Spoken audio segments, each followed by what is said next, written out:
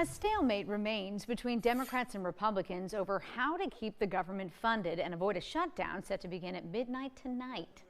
The Senate plans to bring up a House-passed bill for another vote at some point this evening, but few avenues are left to avoid a shutdown. Erica Brown reports.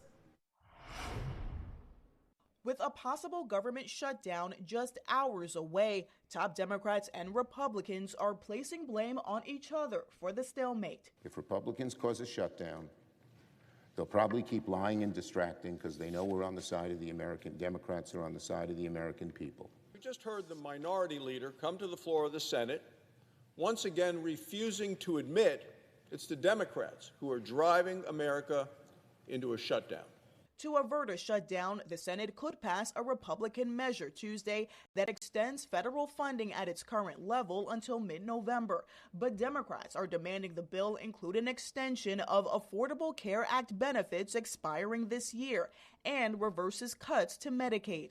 We're not going to support a partisan Republican spending bill that continues to gut the health care of the American people. Not now, not ever.